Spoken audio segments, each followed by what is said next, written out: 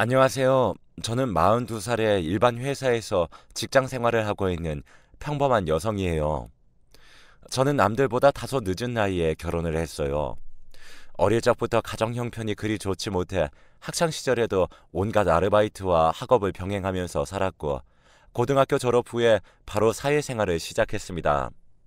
그러다 보니 결혼이라는 걸 생각할 겨를도 없이 일에만 정신을 쏟고 살다가 평소 친한 지인의 소개로 남편을 만나게 되었어요.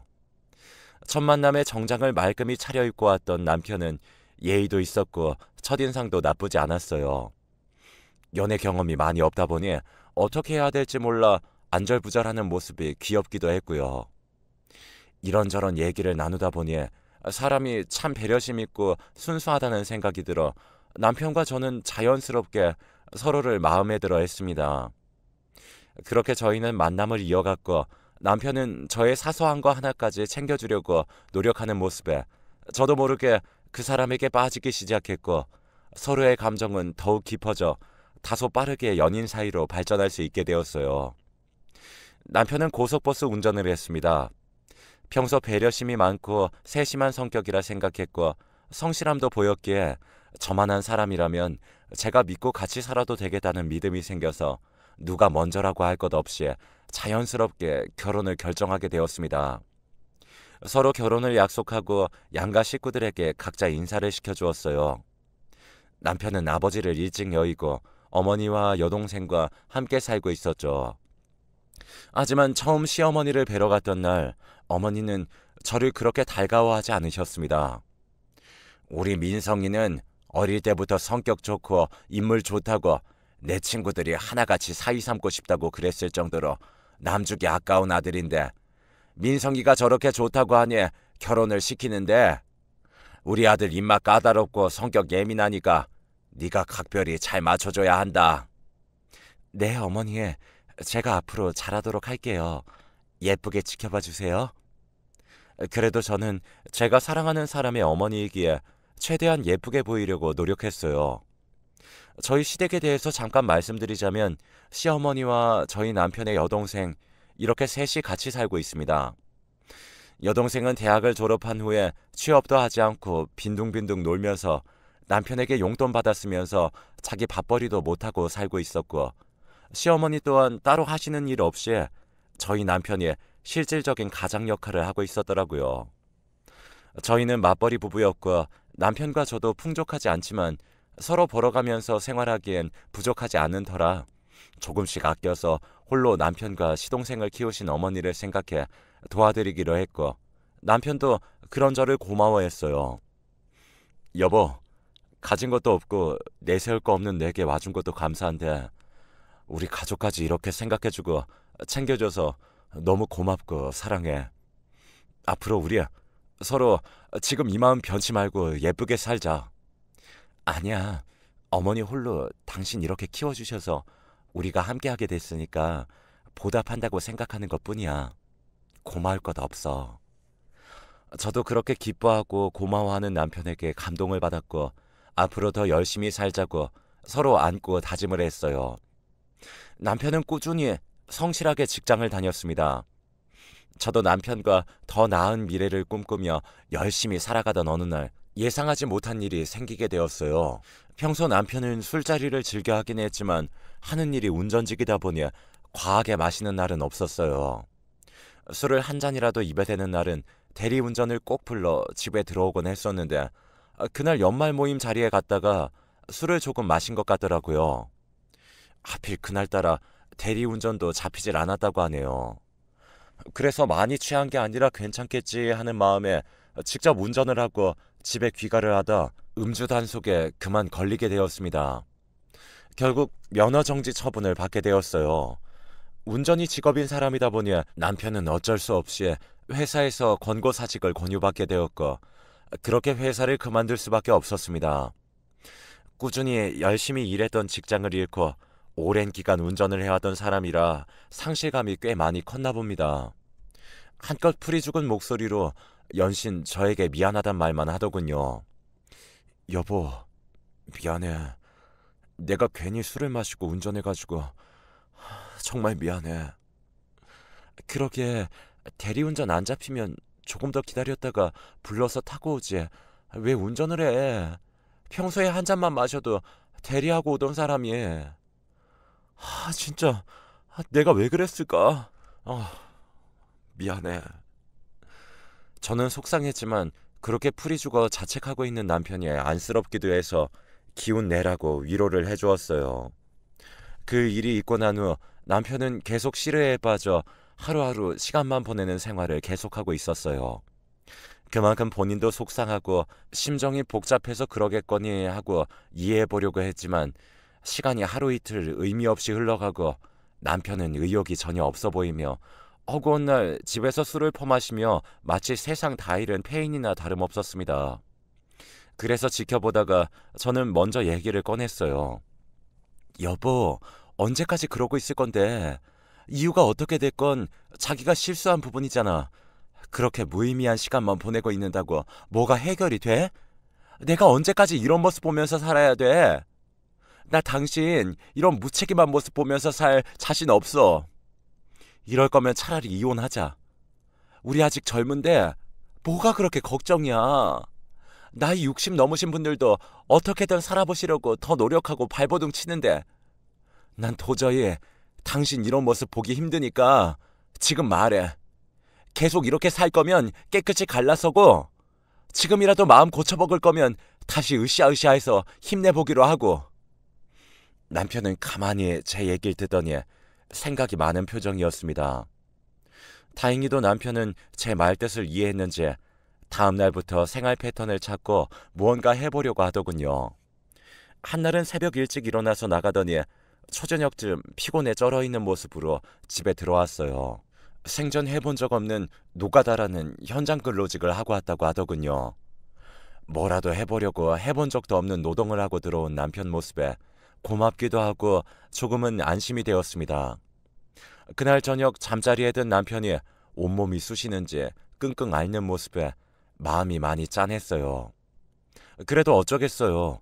마냥 아무것도 하지 않고 무기력한 남편은 더 보기가 힘든데. 남편은 그 이후로도 현장 근로직으로 일이 있을 때마다 나가고 때로는 택배 상하차 일도 있을 때마다 꾸준히 나가서 일을 했습니다. 그런 모습이 너무 고마웠어요. 그러던 어느 날 현장 근로직 일을 갔던 남편이 퇴근 후 오른쪽 발이 퉁퉁 부어서 집에 들어왔더군요. 일을 하다가 발을 헛디뎌 넘어졌다고 합니다. 다음 날도 심하게 붓고 멍도 들어있어 나가는 길에 같이 병원을 갔더니 엄지발가락에 금이 간 상태였습니다. 깁스를 한 남편의 발을 보니 지금까지 해본 적도 없는 육체 노동까지 하면서 뭐라도 해보려고 했던 남편에게 제 마음이 많이 안쓰러웠어요. 발을 회복하는 동안에도 남편은 틈틈이 일자리를 알아보고 있었습니다. 발도 어느 정도 아물고 깁스를 풀어도 될 무렵 남편이 대리운전을 해보겠다고 하더군요. 원래 운전을 하던 사람이라 앞전의 일들처럼 몸으로 힘쓰는 일이 아니니 조금은 안심되어 괜찮을 것 같다고 호응해 주었고 수입이 얼마가 됐든 무엇이라도 하려고 하는 남편이 고마웠습니다. 그 후 대리운전 일도 꾸준히 잘 다니더라고요. 가끔 집에 들어올 때 표정이 많이 어두운 날도 있었어요. 아무래도 사람 상대하는 일이고 주로 취한 손님을 상대하다 보니 스트레스가 많이 쌓였긴 했나 봐요. 그러던 어느 날 사건이 터지고 말았습니다. 집에서 설거지를 하고 잠깐 소파에 앉아 있는데 남편에게 연락이 왔어요. 남편이 경찰서에 있다고 하더군요. 여보, 나 지금 경찰서인데 내가 지금 폭행 사건으로 여기 와 있거든. 좀 와줄 수 있을까? 전화를 받고 너무 놀라서 부랴부랴 경찰서로 달려가더니 남편이 손님을 폭행해서 조사를 받고 있었습니다. 기가 찼습니다. 이제 음주운전도 모자라 폭행까지. 하지만 분명 남편에게도 사정이 있겠지 싶어 이유를 물어봤어요. 남편은 손님이 잔뜩 취해서 남편에게 막말과 폭언을 했다고 하더군요. 길을 한번 잘못 들었는데 그 후부터 손님이 남편에게 무슨 일을 그따위로 하느냐, 그따위로 일을 하니 그 나이 먹도록 대리나 하고 있다는 등 손님한테 말대답한다는 등 하면서 남편에게 화를 내고 막말을 했고 심지어는 운전하는 남편의 뒤통수를 치며 운전 똑바로 하라고 했었나 보더라고요. 그래도 남편은 꾹꾹 참고 목적지까지 손님을 모셔다 드렸는데 손님이 내리면서 남편에게 돈을 집어 던졌나 봅니다. 그래서 더는 참지 못하고 쌓인 게 폭발해서 주먹을 휘둘렀다고 하네요. 충분히 화가 날 만한 상황이긴 하지만 취한 사람을 상대로 조금만 더 참았으면 될 걸 못 참고 주먹 다짐을 한 남편이 조금은 원망스러웠어요. 폭행을 당한 분은 남편보다 10살이 많은 분이었고 전치 3주의 결과를 진단받았다고 하더라고요. 경찰에서도 합의를 보는 게 좋을 것 같다고 하고 합의가 이루어지지 않으면 남편에게 좋지 않는 일이 생길 수 있다고 해서 부랴부랴 제가 직접 병원에 입원해 계신 그분을 찾아뵈었습니다. 가서 피해자분께 먼저 사과를 드렸어요. 절대 합의는 안 볼 거라고 완강하게 말씀하시는 걸 최대한 죄송하다고 사과를 드리고 최대한 요구하는 합의금을 맞춰드려 합의를 보게 되었습니다. 물론 합의금은 제가 마련했고요. 그 일이 있고 난 후 남편은 조용히 자숙의 시간을 보내더군요. 어느 날은 침대 위에서 벽만 쳐다보며 눈물을 흘리기도 했습니다. 그런 모습을 보며 왜 자꾸 남편에게 안 좋은 일이 생길까 걱정했지만 저는 그 어떤 위로도 더 이상 해주지 않고 힘든 상황을 스스로 거쳐나가게 했습니다. 더 강해지라는 저의 암묵적인 뜻이었죠. 그러던 어느 날 저에게 남편이 다가와 진지하게 말을 꺼냈어요. 여보, 내가 정신 차리고 열심히 살아볼 자신 있으니까 딱 한 번만 나 믿어주면 안 돼? 뭔데? 무슨 얘기인지 자세하게 해봐. 내가 술 마시러 갔던 선술집인데 몇 번 가보니 갈 때마다 장사도 잘 되더라고. 마침 사장이 부득이한 사정이 있어 가게를 내놓으신다고 하더라. 그거 내가 해보려고 하는데 어때? 아니 여보, 장사를 당신이 해본 적도 없고 요즘 가뜩이나 힘든 시기인데 잘 될지 안 될지 보장도 없고 이렇게 쉽게 결정할 일은 아닌 것 같은데. 내가 갈 때마다 손님도 많고 가게 위치도 좋아서 잘 될 것 같아. 만약 내가 하게 되면 진짜 잘할 자신이 있어서 그래. 나 한 번만 믿고 좀 도와줘. 남편은 그렇게 몇 날 며칠 계속 저를 설득시키며 간절하게 애원하더군요. 그럼 여보, 해본 적도 없고 눈으로만 보는 것만 다가 아니니까 당분간이라도 좀 일을 배워보는 건 어때? 하고 제가 제안을 했습니다. 막상 일을 해보면 생각과 다를 수 있으니 지켜보고 결정하라고요. 남편은 순순히 받아들이고 그 가게에서 알바를 하면서 일을 배우기로 했다고 하더군요. 하지만 제 생각과는 다르게 남편이 정말 열심히 일을 배웠고 장사도 잘 되는 것 같았습니다. 남편도 적성에 맞는지 힘든 내색 없이 열심히 하고 뿌듯해 하더라고요. 그런 남편의 모습을 보고 고민 끝에 승낙을 했습니다. 저도 임신을 한 상태라 둘 중 누구 하나는 벌어야 하는 상황이었기에 그렇게 결정을 하게 되었고 결혼 전부터 모아둔 돈과 조금 부족한 돈은 친정의 도움을 받아 가게를 오픈하게 되었어요. 물론 가게 명의도 제 이름으로 했고 카드 매출 통장도 다 제 명의로 했고요. 그 조건으로 제가 가게를 차려준 거였습니다. 왜냐하면 또 언제 남편이 사고를 칠지 몰라 혹시 모를 저의 특단의 조치였습니다. 그리고 아무래도 성격이 꼼꼼한 제가 경제 관리를 하는 게 맞다고 생각을 했고요.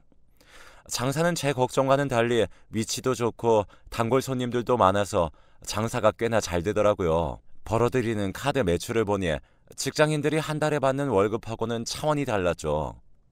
직원들 월급에 비해 월세나 부대 비용을 다 제외하더라도 직장인들보다 3배는 많았습니다.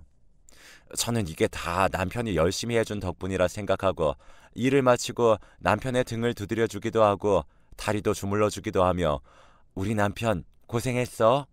이런 따뜻한 말로 저의 마음을 대신했습니다.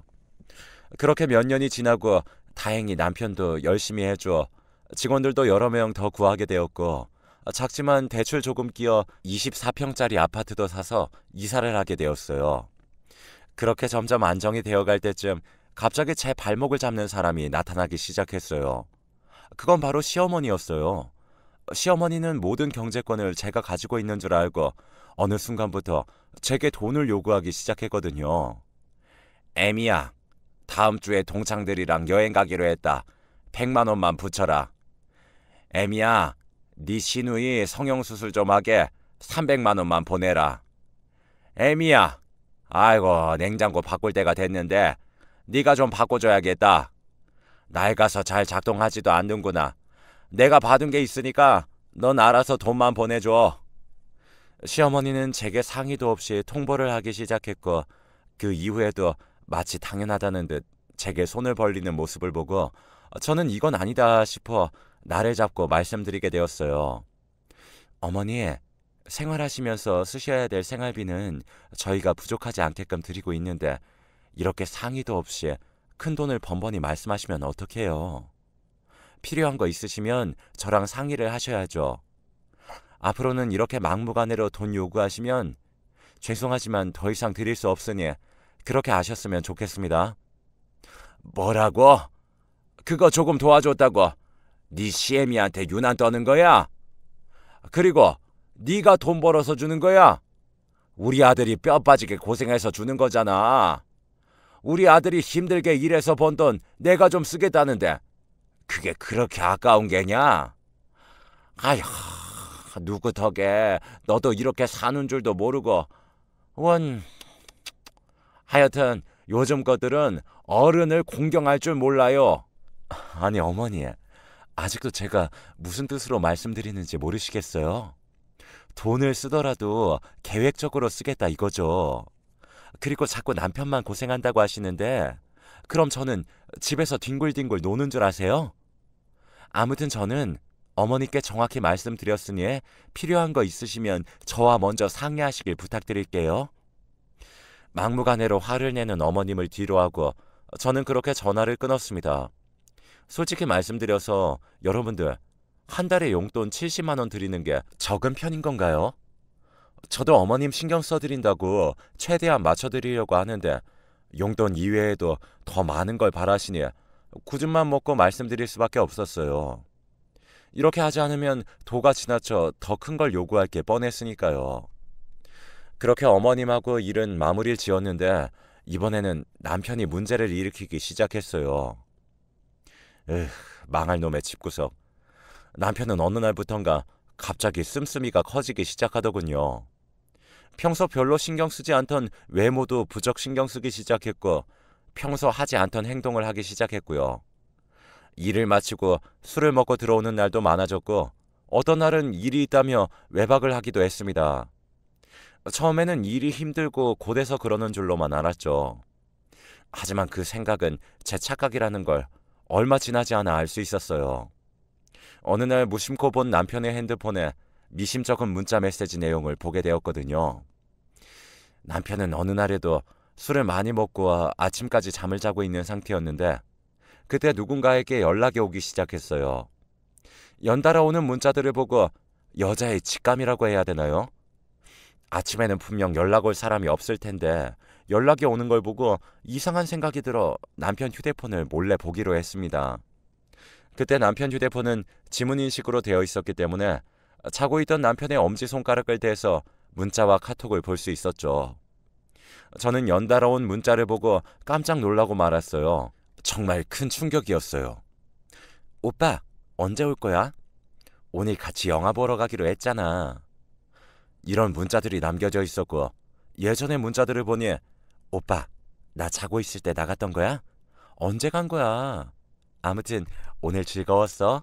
이따 가게에서 봐. 오빠, 나 가지고 싶은 화장품이 있는데 그거 사주면 안 돼? 등등 이런 문자들도 가득 차 있었습니다. 혹시 몰라 남편에게 보낸 전화번호를 확인해보니 세상에 그 주인공은 바로 가게 매니저였어요. 남편은 지금까지 저 모르게 매니저 년과 바람을 피면서 지내왔던 걸로 보였어요. 그리고 부쩍 남편 카드값이 많이 나온 것도 다 그년 비위 맞추려고 카드를 많이 사용한 걸로 보였고요. 제 카드가 아닌 남편 카드이기에 저는 그동안 남편이 어디에 썼는지 몰랐었고 남편을 믿었기에 남편이 카드값 얼마가 나왔다고 하면 그대로 카드값을 내주곤 했습니다. 그런데 카드값이 요즘 많이 나온 이유가 그 매니저가 일조했다는 사실을 알고는 그 순간부터 저는 남편과 그년의 뒤를 밟기 시작했어요. 물론 문자나 통화 내역은 따로 캡처해서 보관해 두었고요. 먼저 저는 가게 오픈하기 전에 가게로 가서 CCTV를 한번 돌려보기로 했습니다. 그랬더니 세상에 정말 눈뜨고 보기 힘들 정도의 장면들을 보게 되었어요.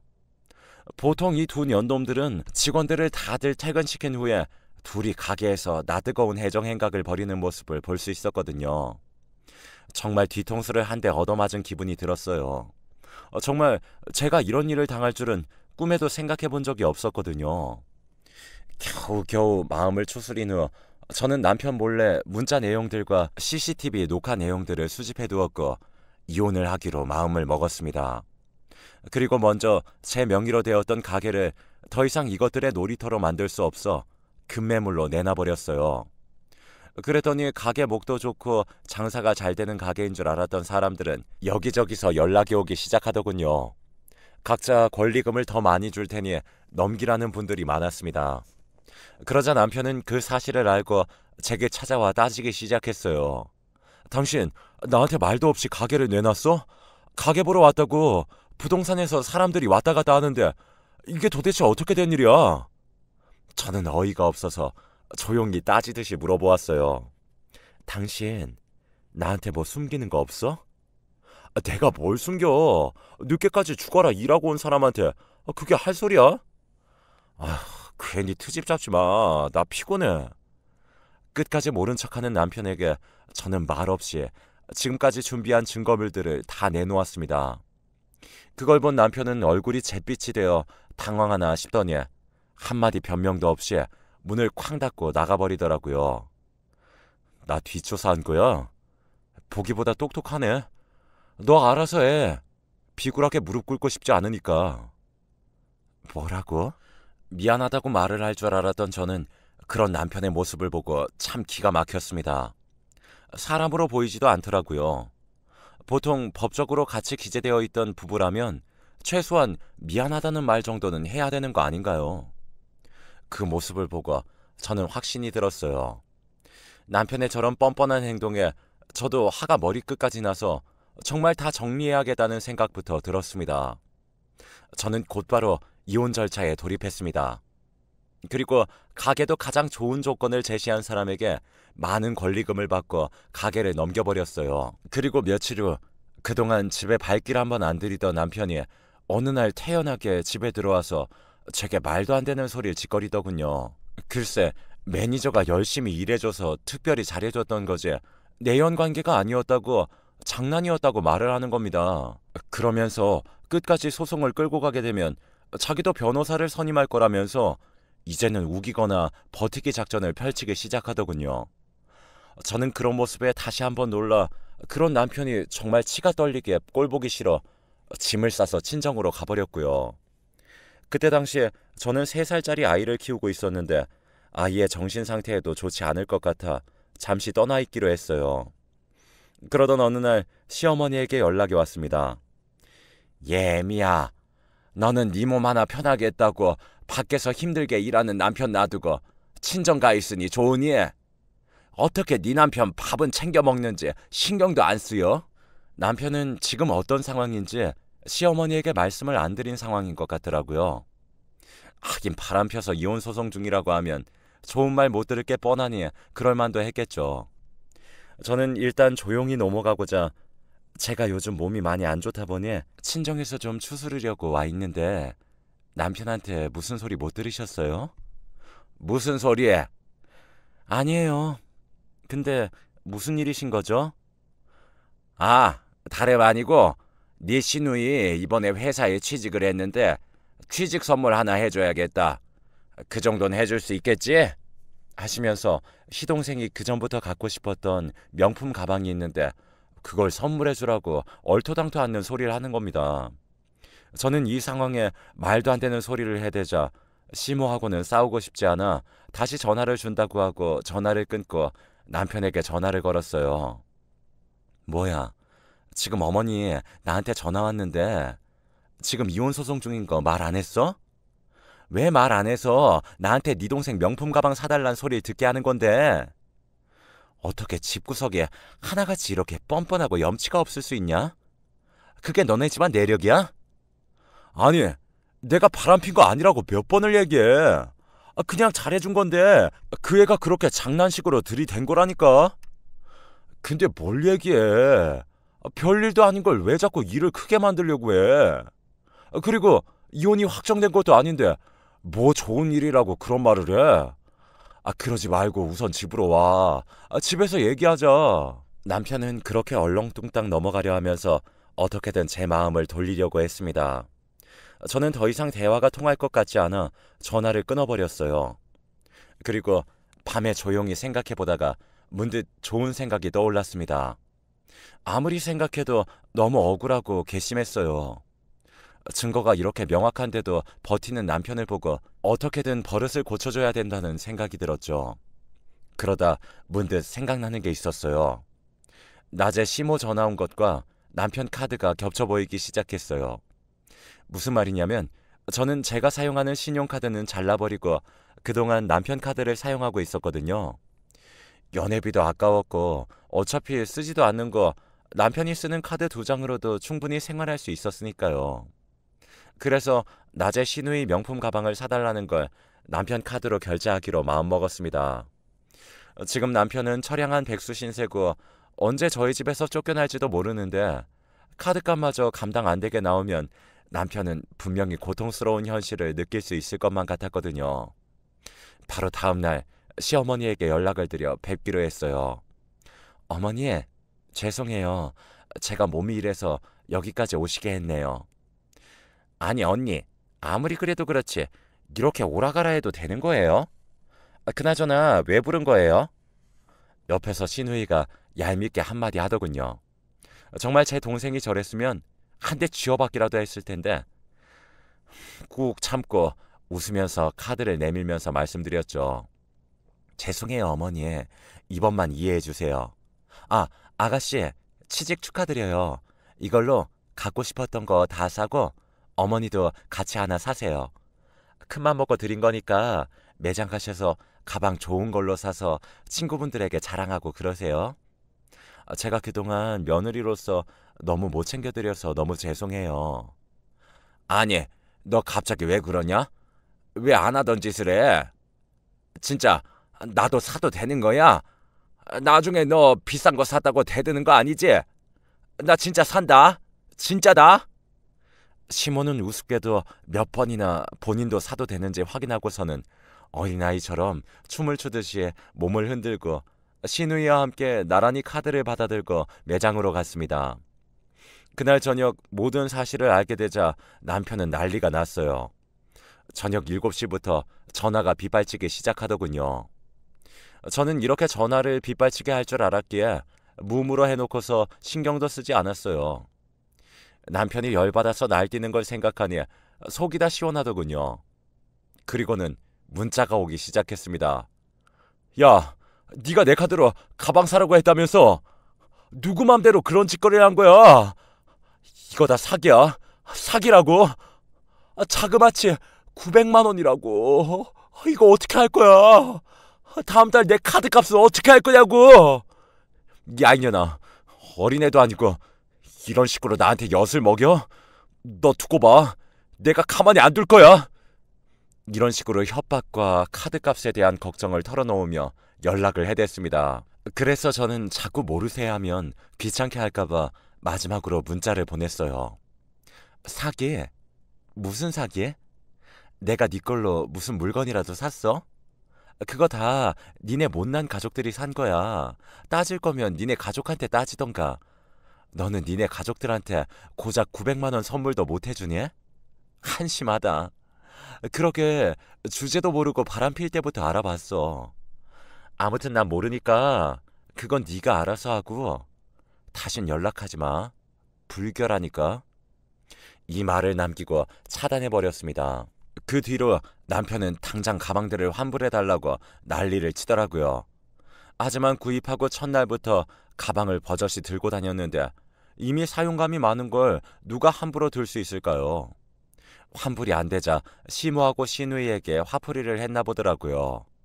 어느 날 시모가 전화와서는 제게 쌍욕을 하면서 간사한 년이라면서 고작 바람 한 번 폈다고 그러냐면서 너 때문에 우리 모자 사이도 틀어지게 생겼다면서 생쇼를 하더라고요.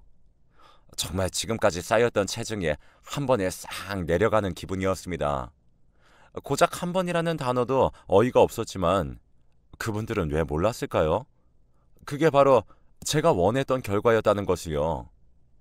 그렇게 그 후로 6개월 정도가 흐르고 남편의 외도 증거가 명확해서 이혼을 할 수 있었습니다. 재산 분할도 제가 생각한 것보다 잘 받을 수 있었고 양육권도 물론 가져올 수 있었어요. 매달 50만 원씩 양육비를 지급하라는 판결도 받을 수 있었고요. 상간녀 그년에게도 위자료 소송을 해서 위자료를 받을 수 있었습니다. 그렇게 저의 롤러코스터 같은 결혼은 종지부를 찍을 수 있었습니다. 그 후로 남편은 술만 마시면 잔뜩 취해서 연락이 왔어요. 자기가 미쳤었나 보네. 자기는 사람도 아니네. 짐승이었네. 마누라 소중한 걸 그동안 몰랐었네. 아이를 위해서라도 다시 생각해달라. 이런 식으로 모르는 핸드폰으로 연락 와서는 후회와 자책의 눈물을 흘리더라고요. 하지만 저는 눈 하나 깜빡하지 않았습니다. 한 번이 어렵지 두 번, 세 번은 쉽다는 걸 누구보다 잘 알 수 있으니까요. 보니까 그 상간녀 매니저 년에게도 버림받은 것 같더라고요. 하긴 능력도 없고 집도 뭣도 없는 나이 먹은 놈한테 누가 옆에 있어주긴 할까요? 한편으론 짠하다는 생각도 잠시 들었지만 딱 거기까지였어요. 단지 제가 키우는 자식에게 더 이상 부끄럽지 않은 아빠가 되길 바랬을 뿐이었네요. 저는 요즘 친정에서 그럭저럭 잘 지내고 있습니다. 전 남편과 살던 집은 처분해서 당분간은 여기서 지낼 생각이고요. 오히려 남편이 없는 지금이 저는 더 행복한 것 같아요. 잠든 아이를 보며 책임감이라는 것도 더 느끼게 되었고요. 물론 앞으로 아빠의 사랑을 받지 못하겠지만 그 대신 2배로 제가 더 사랑을 주며 올바르게 커나갈 수 있도록 할 거예요. 그리고 제 자신에게도 투자를 해서 이 좋은 세상 멋지게 살아보려고 합니다. 여러분들, 저 잘한 거 맞죠? 이걸 보시는 분들도 무슨 일이 생기면 바보같이 당하지만 마시고 그때그때마다 상황 대처를 잘해서 피해보는 일이 없었으면 좋겠습니다. 상대방의 약한 모습을 보이면 요즘 세상에서는 그것을 이용해 먹으려고 하는 사람들이 더 많은 것 같더라고요. 그래서 우리 모두는 어떤 일이든 현명하게 대처해서 이 좋은 세상 행복하게 사시길 바라봅니다. 그럼 제 긴 사연은 여기서 줄이도록 하겠습니다. 다들 건강하시고 행복하세요. 감사합니다.